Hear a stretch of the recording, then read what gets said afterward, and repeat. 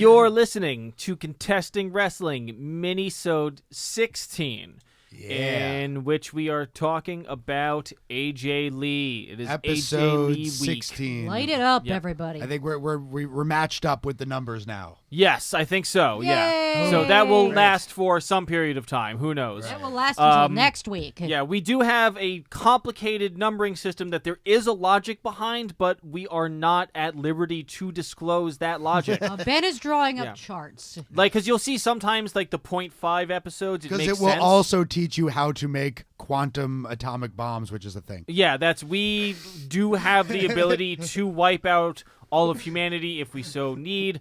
We mostly just developed it as a weapon to use on other wrestling podcasts, so we may be the only wrestling podcast in sort of a Highlander situation. There We're are other wrestling podcasts? We're coming for you, Bruce Pritchard. It will unlock the box that keeps the pages of the Bible with Lilith in them that they cut out. Yes, Yeah. the hot parts The hot of box. the Hot Bible. parts, yes. The Bible hot Yeah. box. The book of doing it, which was cut out. It sounds way better in the original Hebrew. The last 10 commandments that were lost Yeah. are all about different sex positions. Yeah, it's the 10 fuck commandments. Yeah, number 1, thou shalt fuck. And Yeah, it's fuck hard. Yeah, and then it gets very granular from there. A little much, honestly, to be honest. As the ones who are the only ones who have access to the secret part. Anyway, this is a you wrestling can podcast. fit it in some of those like pores and stuff. Anyway, you know, we've it's been weird. sworn by the Catholic Church not to Yeah. speak further. Yeah, they came to my house. It was fucked up.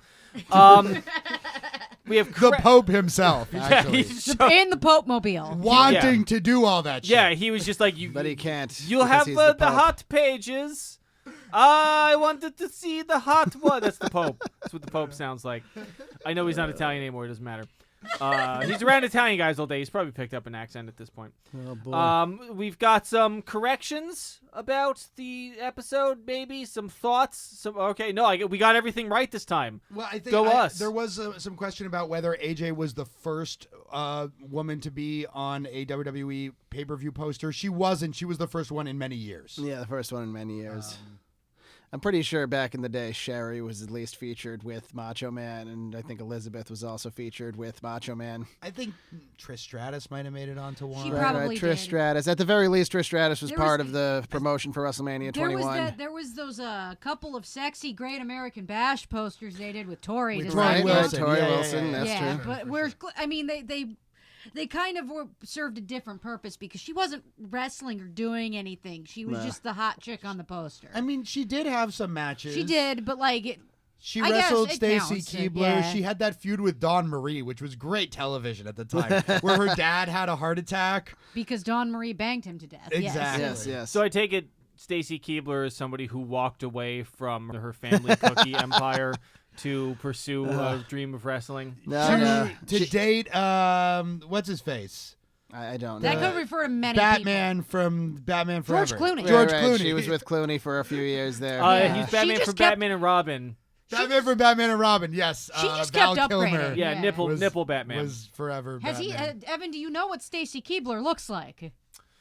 She's presumably short with ears and the she- rough build of a baker. She was Exactly the opposite of Exactly the that. opposite, yes. she was very Extremely tall. long legs. She was known for her long legs. She was a model that WCW picked up, and she got She over won there. she won the Nitro Girl. Oh, Girl that's contest. right. She won the Nitro Girl contest, and they picked her up, and she got way over because she was like exceptionally beautiful. The WWE signed her. Like, She even was way I'm like, over. wow. Several. Even the Pope would have been like, "She's so hot." Sorry. Oh yeah, and several years into her run, she was on dancing. Showed him.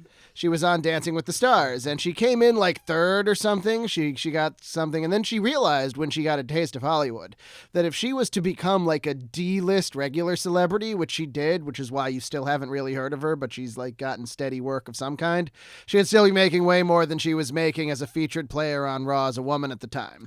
She was like, yeah, I make like $150,000 a year, and people are like, really? You should do the worst movies ever. You'll make much more, and nobody will beat the crap out of you. Yeah, And she was like, yeah, peace. She has not been heard from since in wrestling. It is amazing what some D-list celebrities manage to accomplish. Yeah. I am a big fan of the classic program Worst Cooks in America. Oh boy, One of the best shows on the Food Network. it sounds like something which I'd watch. is the TV network that has This the was best her shows. usual pose because That's what female wrestlers were allowed to do. She's entering the ring as if she is fucking one of the ropes, I would say. Yes, that's Stacy Keibler. With her giant legs. She's actually reenacting Commandment 6. What the fuck, Commandments?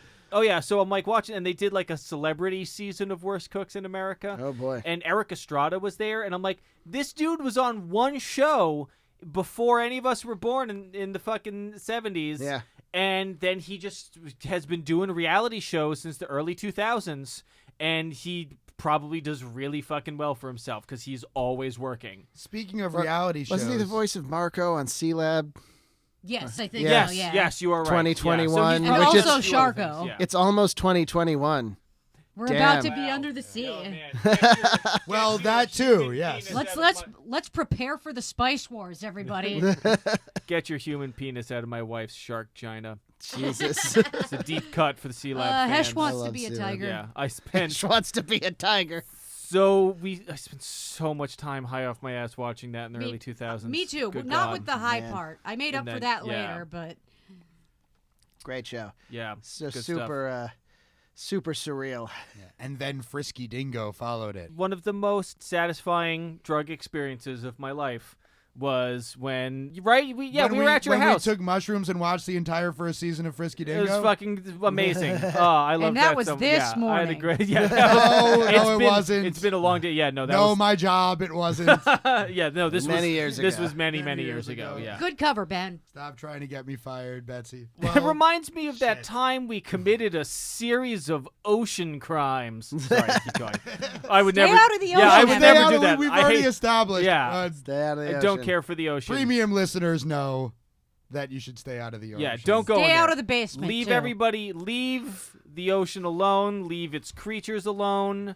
Don't go in there. It's gross. Yeah. Don't sleep with the fishes in any sense. In any sense. Don't eat them. Don't fuck them. Don't bother them. So, so speaking of reality shows, including Dancing with the Stars, we haven't really talked that much about the role that the reality shows Total Divas and Total Bellas played in the revitalization of women's wrestling. In one sense, they were an outgrowth of the worst period of women's wrestling, and they highlighted, the personal lives of the female wrestlers.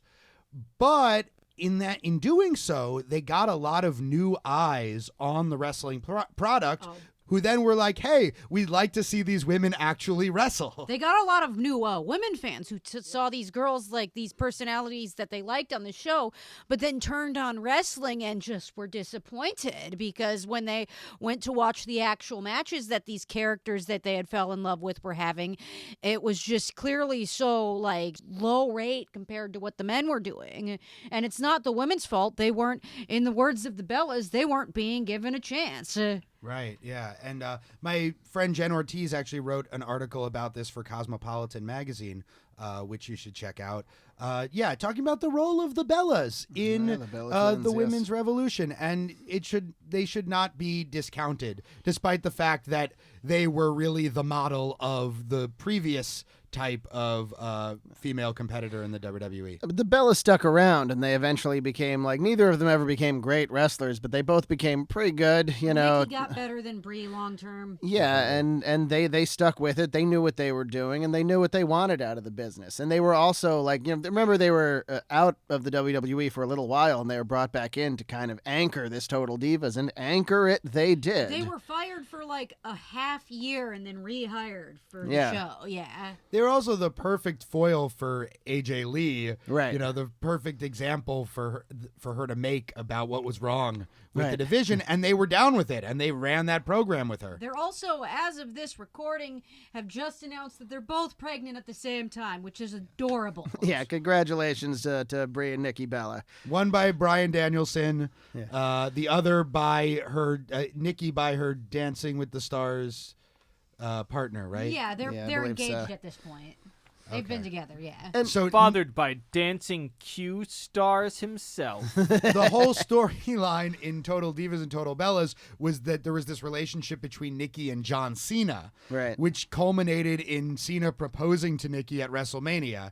And then very soon after that, they broke up. It was like Right. a year or so. Yeah, Nikki dumped him. Nikki was- just straight left him. And it was just tough. They're both, leading such busy lives, and at the end of the day, she just couldn't see him. And at the end of the day, Evan doesn't actually know any of the backstory at all. Nope, but I do like to pretend. I mean, it was Evan had a good line there, and it was actually I'm pretty close sorry. to the truth. One of the problems was that John Cena couldn't put any time into their relationship, No, and Nikki wanted more time to be put into the relationship. The road is really difficult on Yeah. a relationship. I wasn't making a joke. I don't understand what you're referencing. I wasn't making a joke or anything. I never really believed the relationship to begin with. Me either. I thought it was put together for the show. Like, it's very contrasting between Bree and Brian, who have clearly always had, like, a very, very loving, real relationship. The Yeah. funny thing is they got together after a storyline where Brian was romantically linked to Gail Kim.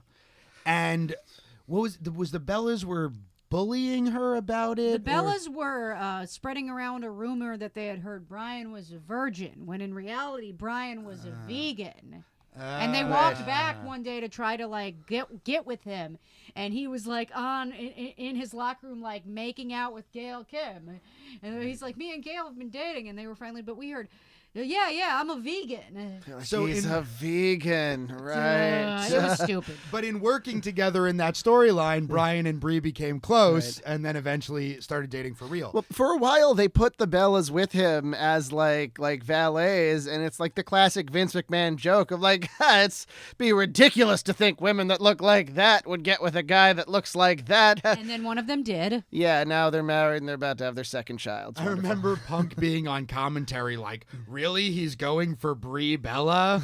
Like, she's like a 6 at best, I think Punk Jesus. said. Yeah, well, Punk was doing his thing there, that's for sure. Speaking of which, AJ Lee and Punk got together. I know this is like the fucking dirt episode of the podcast. It's a little backstory. I think it's relevant that AJ and Punk got together because they also like got out together. So AJ, by the way, we haven't mentioned she goes by AJ Mendez Brooks now. That's Yeah. the name on her autobiography.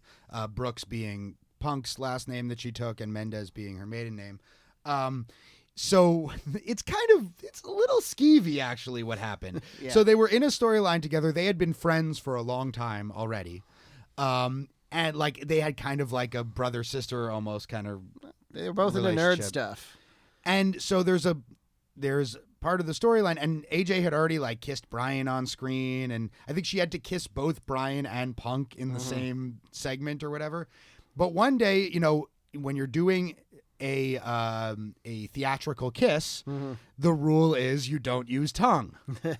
And then she had to kiss Punk, and he just went for it. Yeah. And he just like totally stuffed his tongue down her throat. That's gross. And she was kind of grossed out by it and felt kind of violated. And then was kind of like, well, I guess he actually likes me or something. And then eventually they got together.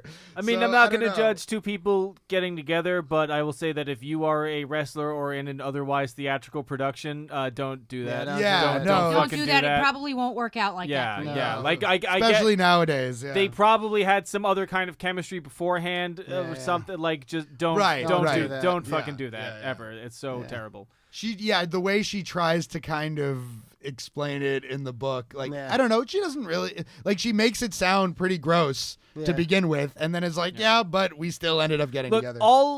everybody's grandparents met through what we would now consider stalking, harassment, and sexual assault, right? Everybody's grandparents Yeah, met. quite possibly because that was the way they told everybody to get together. Yeah, no, exactly. Yeah. I'm not saying that all of our grandparents are sex criminals. Many of our grandparents are sex criminals. The song "It's Baby, It's Cold Outside" isn't actually about rape. It's just a horrible reminder of what the dating culture was. Exactly, Back then. yeah. You had to pretend you weren't interested in having sex as a woman. You had to be like, "Oh, I can't, no," and say no 99 times. Then for the last yes, like in a James Bond an old James Bond movie. Yeah. That's why my my homegirl Dorothy Parker was so scandalous when she was writing poems about like I stone cold want to fuck signed DP. That's Even better that the initials are DP. Yeah. That was a you know, what's the word I'm looking for? Not a direct quote, but a paraphrase. Yes, thank you. Yeah. That was a paraphrase of a Dorothy Parker poem. Anyway, I think No. we wanted to talk about Total Divas a little bit in relation to all of this because you know, a lot of wrestling fans discount Total Divas and like Total Bellas because they're not really wrestling shows. I mean, they're wrestling shows. They just don't have matches on them. But the truth is, like, Total Divas did better most of its run than AEW does. You know, there are a lot of people that watch it and a lot of people that are exposed to wrestling from that angle. And I think it's part of the like arrogance of the, you know, the hardcore wrestling fandom to think that all of that doesn't count because it totally does. I remember mentioning Daniel Bryan in my philosophy class Yeah. because I can't help but mention wrestling when Right. it's even slightly relevant. And there were several women in the class who knew who he was Yeah. from watching Total Divas. Yeah, because he's on the show. You know, he's one of the boyfriends, you know, the husbands or whatever. He's pretty hilarious on that show too, I'm sure. especially the first season. All the shit that he gives people. He seems. I mean, he seems like he's got he seems like he's got the acting side of wrestling to a good degree, and like the comedic timing. It took and him a stuff. little while, but he got it. It got a little sad though when he was retired for a while, Yeah. and he was still on that show, and like seeing him just bummed out because he couldn't wrestle was tough. That's when I stopped watching. Really. And I then never watched it. It wasn't my thing. I don't hold it against people who do watch it. I found it entertaining. I watched it mostly with my ex, and we, you know, first 3 or 4 seasons, Yeah. pretty much watched all of it. You know, and I liked the revolving cast. It was interesting when they would bring in new women superstars or wrestlers, and then you got to see a little bit about, you know, their actual lives. Well, or not their actual lives, but the television representation of what they wanted you to think that their actual Yeah. lives were. Ladies, you hear this? Ben will watch Total Divas with you. yeah. He's single. Thanks, Betsy. I appreciate your efforts to get me laid. That's great. One other thing related to Total Divas, we talked a bunch about Eva Marie during the main feed episode and how bad she was at wrestling. Evan, on one of the recent episodes, you were asking us about different kinds of heat. Yes. I think we were talking about different kinds of heat. I think Eva Marie heat is a specific kind of heat, which was actually, for a while, I thought it was actually good heat. If she could have wrestled just a little bit better, What would you it say would have worked. defines her heat? Her heat is that she's bad at wrestling. Everyone knows she's bad at wrestling. But people still want to watch her because she was, you know, really attractive or whatever. And they could use her in storylines where the idea that she was going to win was something that the crowd would hate a lot, you know, and they would boo and they wanted to see someone beat her. If she could just be slightly more competent at wrestling, she didn't have to get good. You know, she just had to that get would to kill the point. the whole point if she got good. Right, but she just had to get to the point where she could have a match that didn't look, you know, horribly fake and stupid and dangerous. And she never even quite got to that point. Xbox heat was that he came out to Uncle Cracker. He did. That was part of it, yeah. He was Kid Rock's DJ, right? Who Yeah. then went solo. Yeah. Put out an album that did surprisingly well and then kind of spun off. I mean, from Kid there. Rock is still incredibly popular. Yes, Still- yes. yeah. Especially with Trumpers. Yeah, Yes. he is a dark force in this world. Yes, yes. Kid Rock heat would be something. Uncle Cracker That's something heat. that I experience. Kid Rock heat. Are we wrapping up? We I got- just had one thing. We were talking about the universality of wrestling a little Sure. bit towards the end of this episode and how, you know, that might be a virtue of it, even though it can make it sort of lowest common denominator. It can also be something, you know, we all like watching someone get punched in the face, all right? Sure. yeah. But I was also thinking about it in terms of children's literature, where, you know, children's literature is particularly hard to write well. Because it has to be something that children can understand and absorb, but also that's kind of good for them to understand and absorb. And I wondered, you know, if, you know, wrestling, WWE is ostensibly for children. and I wouldn't show it to my kids. If they got into it on their own, that's fine. Is some kind of wrestling like Chikara and stuff like that I might show to my kids if I were to have kids, but I would.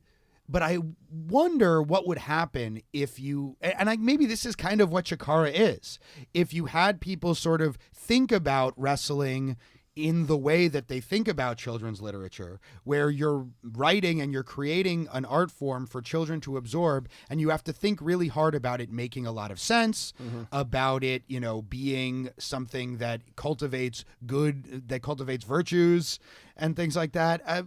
That might be a really cool kind of wrestling to watch. I feel like we had a discussion similar to this on an earlier episode. But we're all just organic robots repeating our programming over and over again. So we're all inevitably going to have the same conversations. I think there is a difference between children's entertainment or children's art and entertainment and all ages art and entertainment. Okay. I really like to think of the Pixar films as most of them, like the ones that we all think, like Coco and Us and Inside Out. Up. The Up, exactly. Thank you. Yes. Not Us. Us is not an all ages film. Don't show your children Us. Up. I mean, do it. Whatever. You're thinking of Up. How those Pixar movies are, really like anybody, like if you're 8 or if you're 80, you can enjoy him, get something out of him. Then there are, sometimes people will say that they think that the Cars movies are bad, or if you saw The Good Dinosaur. I just saw Cars 1, and it's great. I don't know what you're talking It's about. a kid's film. Well, that's the thing. Yeah. There are other, like, I remember, like, I watched The Good Dinosaur once, and I, like, halfway through, I was like, this one isn't very good, and then I realized, oh, it's not that this one is bad, it's that this is a children's movie that Pixar made. It is much simpler. It's it is just overtly for children, whereas the other films are really for everybody. Really good shows that are made really well, like sitcoms, will have jokes that are specifically for kids, and then horrible like sexual jokes that go right over kids' heads. Oh, like sure. Early Simpsons. Oh, yeah. was the best at that. Animaniacs, like stuff like had all these. Yeah, exactly. I wonder if like these things should be all ages shows, like whether there's a benefit to having things that only children can understand and are pitched specifically at the level that only children can understand, or if it, I don't know if there's value in having both. I would say I think that there is value in exposing kids to both, because I do think that there are some morals and things like that are so basic it'd just be really hard to make that appealing for everybody. And just some kinds of stories that it's important for a child to learn. I could be wrong about this, and also none of us have kids. Paw Patrol is definitely for children, though. Yeah, well, Paw Patrol is a great way to teach your children to fucking submit to the iron boot of fascism. So that if you want to raise supplicants to capital, then fucking show your kids Paw Patrol starring John Cena. We're not going to explain that. Listen to the other episodes. Yeah. Do we have anything else to say? I think I'm done. So remember, don't actually show your kids Paw Patrol. Don't unexpectedly make out with people in a theatrical production where they're expecting you to kiss them normal sauce. And to quote the Pope, stay out of the ocean. And show your kids Us. Yes, yeah. Make them watch Us and write a book report about it. Yes.